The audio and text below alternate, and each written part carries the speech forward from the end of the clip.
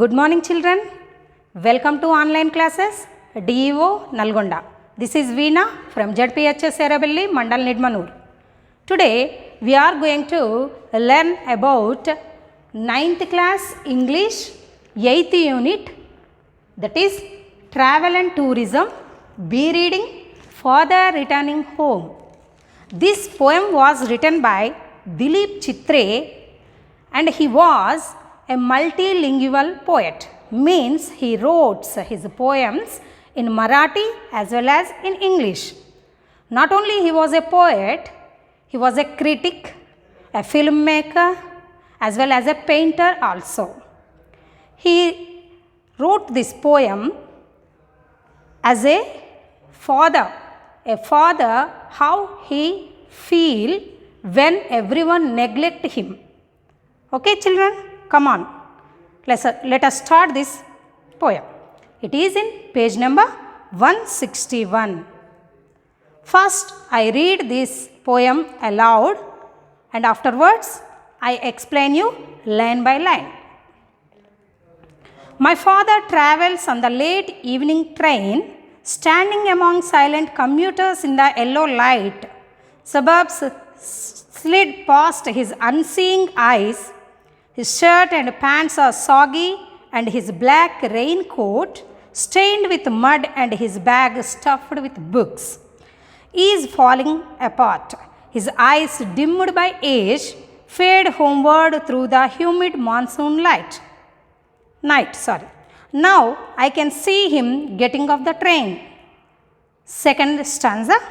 Like a word dropped from a long sentence, he hurries across the length of the grey platform, crosses the railway line, enters the lane. His chappals are sticky with mud, but he hurries onward. Third stanza.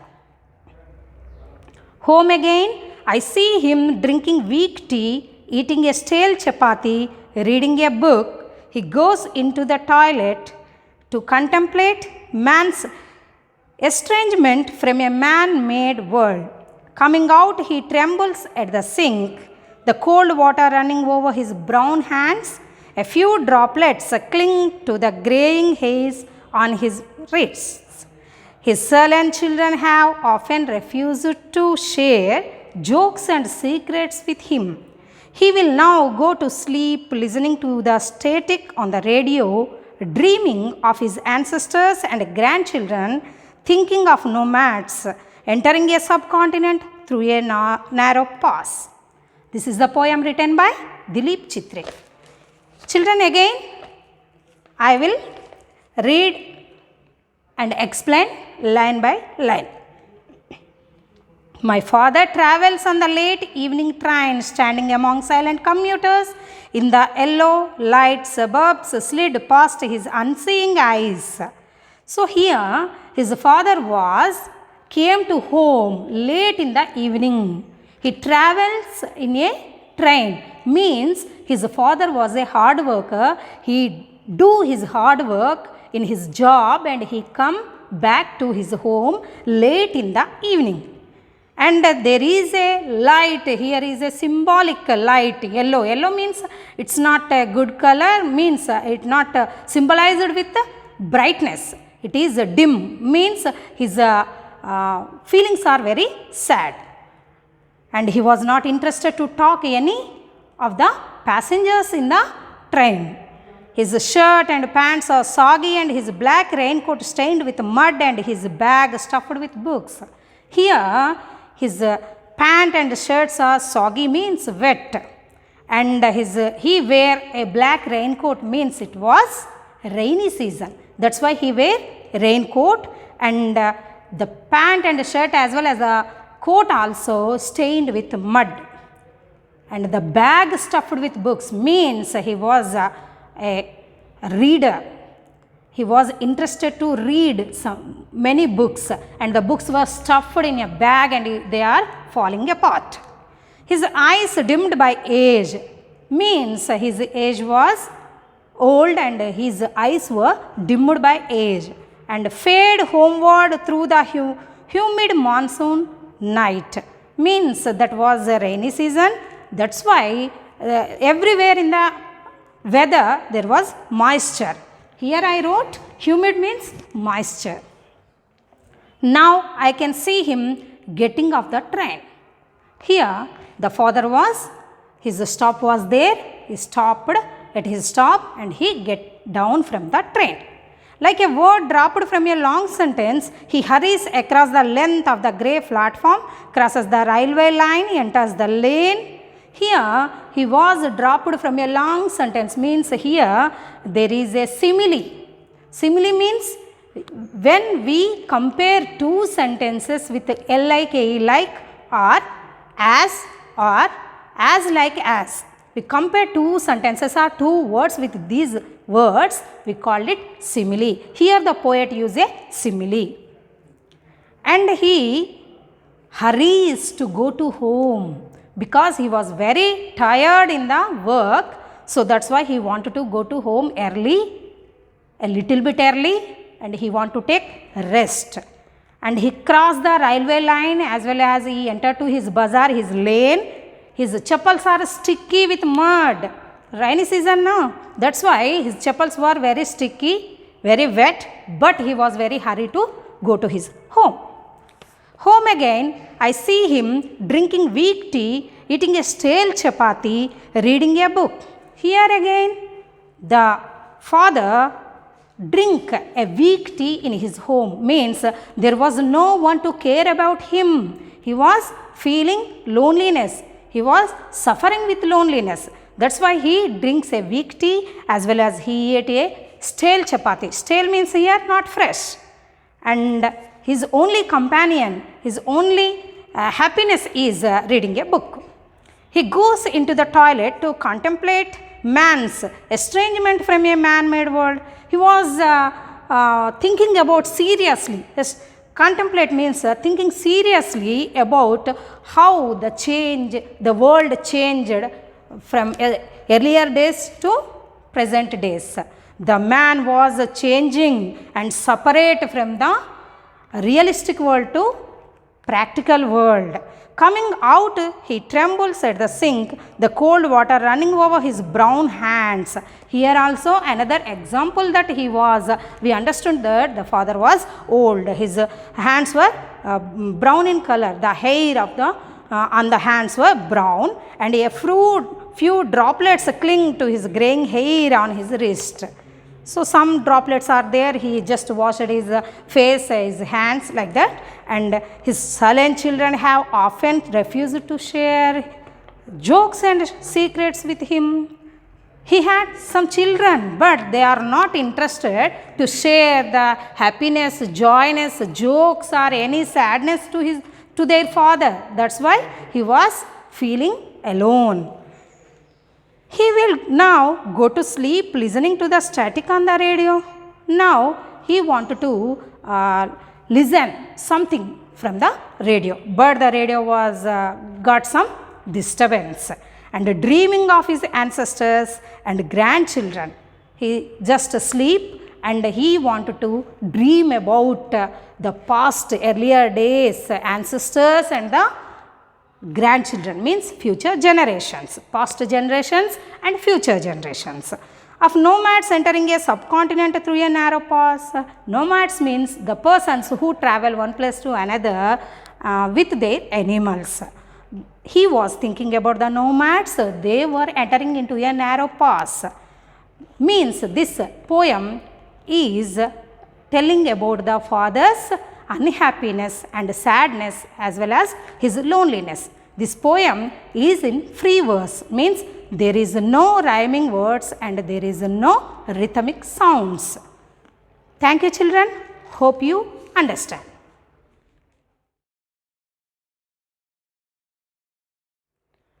Good morning children. Welcome to online classes DEO Nalgonda. This is Veena from ZPHS Erabelli, Mandal Nidmanur. Today we are going to learn something about our neighborhood place, that is Kathmandu. Means it is located in Nepal, the neighborhood country of our India. In 9th class English 8th unit C reading, that is Kathmandu. Open the page 163. Okay, children? I get a cheap room in the center of town and sleep for hours. The next morning, with Mr. Shah's son and a nephew, I visit the two temples in Kathmandu that are most sacred to the Hindus and the Buddhists. Here, I means this is in the form of narration. Here, the narrator was Vikram Seth, a famous poet, novelist, travel writer and children's writer. He wrote his experiences from a travel, that is Kathmandu. Here, children, he took a cheap room in a hotel with some of his friends and he wanted to visit Kathmandu. They woke up early in the morning and they wanted to see two important places located in Kathmandu, that is, one is Pashupatinath temple and the other one is Baudhnath Stupa. Yes, the second paragraph. At Pashupatinath, outside which a sign proclaims entrance for the Hindus only, there is an atmosphere of febrile confusion. Priests, hawkers, devotees, tourists, cows, monkeys, pigeons and dogs roam through the grounds. Here, when they enter that place, Pashupatinath temple, there is a signboard outside the temple, means there is a signboard. That is only the entrance for Hindus. And here the atmosphere was very, very, very busy and high in confusion.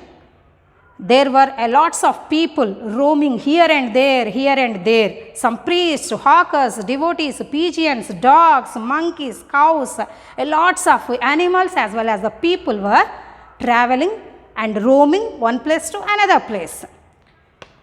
We offer a few flowers. There are so many worshippers that some people trying to get the priest's attention are elbowed aside by others pushing their way to the front.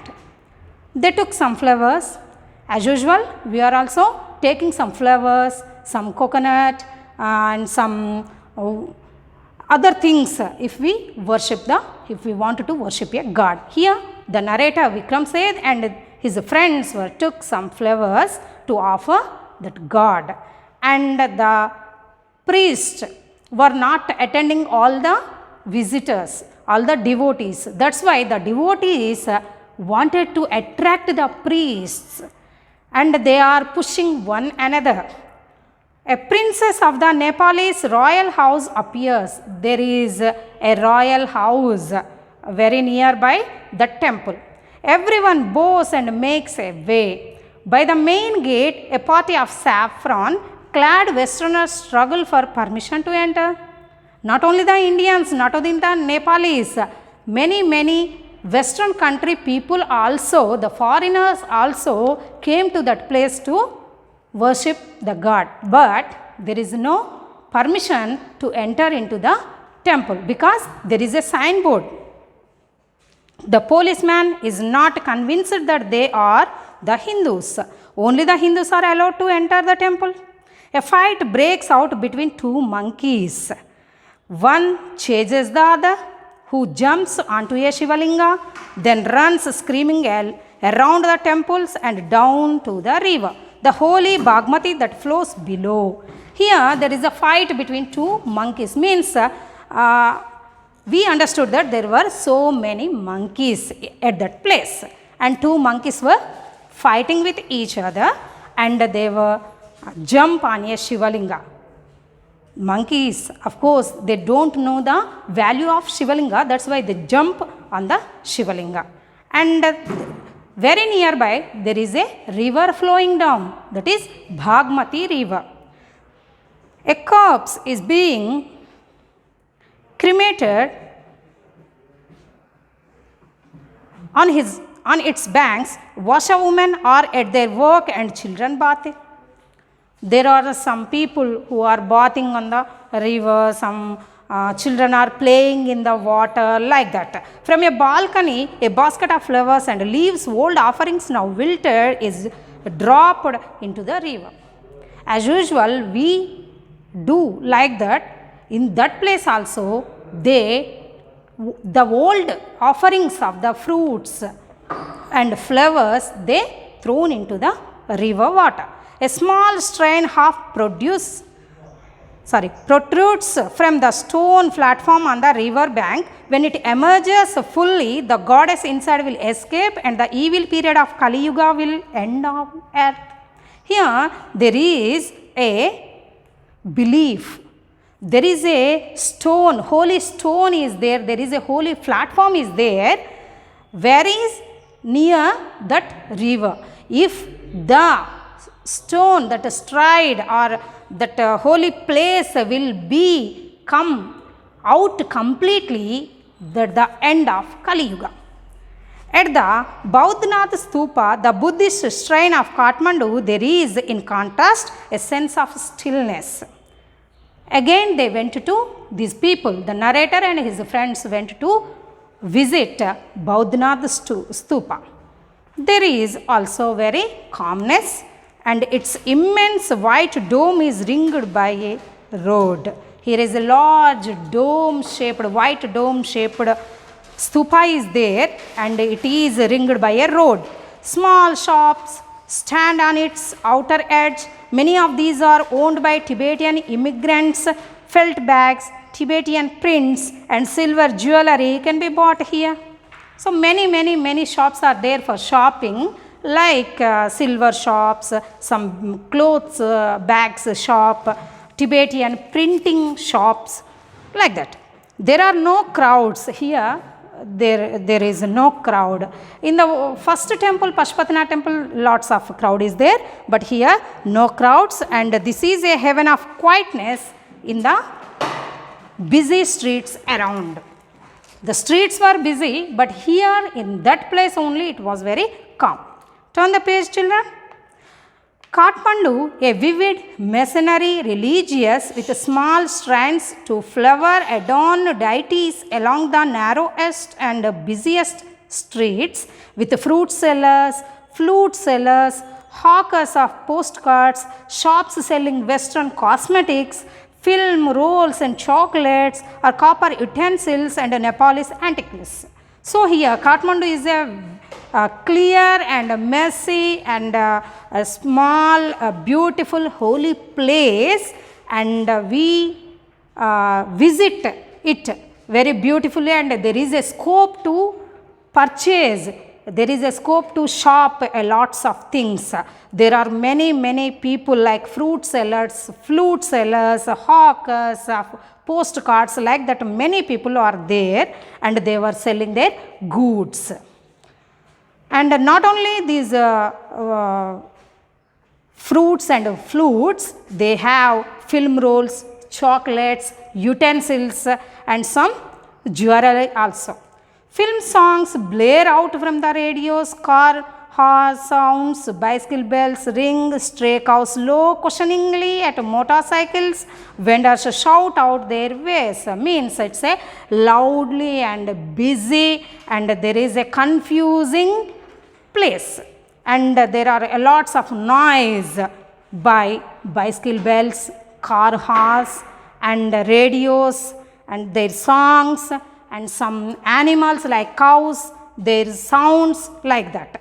I indulge myself mindlessly by a bar of marzipan, a corn on the cob roasted in a charcoal brazier on the pavement, rubbed with salt, chili powder and lemon, a couple of love story comics, and even a Reader's Digest.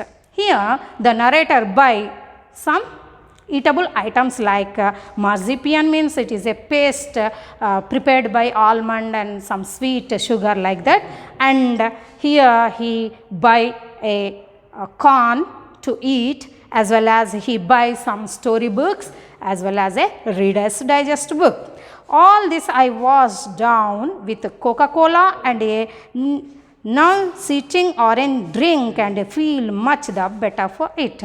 Then he eat all these eatables, and he buy a Coca-Cola and he drank it, he felt better. I consider what route I should take back home. Now he want to take back to home and he wanted to take which route. He didn't decide which route he wanted to take to go to home. If I were propelled by enthusiasm for travel per se, I would go by bus and train to Patna, then sail up to Ganges, past Benares to Allahabad, then up the Yamuna, past Agra to Delhi. This is one route. He wanted to look the sceneries and he wanted to travel more and more. That's why he wanted to take a bus and he go to Patna as well as Yamuna and Benares means Kashi and Allahabad as well as Agra to Delhi. But I am very exhausted and homesick. Here he was not interested to go all that route. That's why and he felt homesick. That's why today is the last day of August. Go home, I tell myself. He felt very exhausted. That's why tired. That's why he want to go very early to home. Move directly towards home. I entered a Nepal Airways office and buy a ticket for tomorrow's flight. So he took a flight to go to home. I look at the flute seller standing in a corner of the square near the hotel. In his hand is a pole with an attachment at the top from which 50 or 60 bansuris protrude in all directions like a quills of a porcupine. Here, when he reached the hotel room, he saw from a window, he saw a flute seller. He took, the flute seller had a lots of flutes in his hands and 50 or 60 bansuris means flutes and they were like a quill, more beautiful to look. They are of bamboo, they are cross flutes and recorders. Many types of flutes are there. From time to time he stands the pole on the ground, select a flute and plays for a few minutes. That flute seller took a flute now and then and he just play the flute. The sound rises clearly above the noise of the traffic and the hawkers' cries. The flute seller's flute song was very clearly heard by our narrator. He plays slowly, meditatively, without excessive display. The flute seller was very much enjoying his song with the flute and he was meditatively he play the flute. He does not shout out his wares. Occasionally he makes a sale, but in a curiously offhanded way, as if this were incidental to his enterprise. He was not much hurry. The flute seller was not much in hurry to sell all his flutes. So that's why occasionally means sometimes he sell one flute. And he was not interested to hurriedly sell all the flutes. Sometimes he breaks off playing to talk to the fruit seller. Sometimes he stopped his flute playing and he was conversing with other person very near to him, that is fruit seller. I imagine that this has been the pattern of his life for years. Maybe this was the pattern of his life for many years. I find it difficult to tear myself away from the square. So, this was attracted the narrator very much. Flute music always does this to me. So, the narrator was very much interested to listen the music of flute.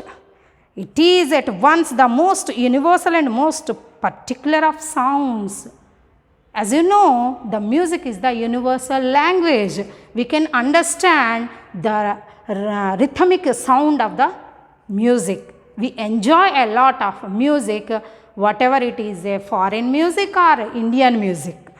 Like that here, the narrator, our narrator Vikram Seth was very much interested to listen the flute music. That's why he was just stop at his room, hotel room, and he was listening the music.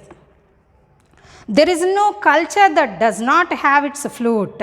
The reed-ne, the recorder, the Japanese shakuhachi, the deep bansuri of Hindustani classical music, the clear or breathy flutes of South America, the high-pitched Chinese flutes. These are the varieties of flutes. Many types of flutes are there. So here means here the narrator have a knowledge of music. We understood that he had the knowledge of music. Each has its specific fingering and compass. Every flute has its fingering and compass. Some holes are there, you know that? Right. It weaves its own associations, means varieties of flutes gives varieties of music, like according to their culture. Yet to hear any flute it seems to me to be drawn into the commonality of all mankind, to be moved by music closest in its phrases and sentences to the human voice. Here he praise the flute sound, flute music. It is a common thing. We all enjoy the sound of music, especially the flute music. Its motive force too in living breath. It too needs to pause and breathe before it can go on. This paragraph is about the importance and appreciation of the music. That I can be so affected by a new familiar phrases on the bansuri surprises me at first. Here he was surprised by the music sound of bansuri, that is our Hindustani music, for on the previous occasions that I have returned home after a long absence abroad. So he came back to home after a long break. He spent a lot of time in abroad and he came back to home like he felt when he listened the music of our cultural and traditional music. I have hardly noticed such details and certainly have not invested them with the significance I now do. Here he concludes his travelogue, his travel at that place, Kathmandu, and he was very much enjoyed at that place. Okay, children? Hope you understand. Thank you.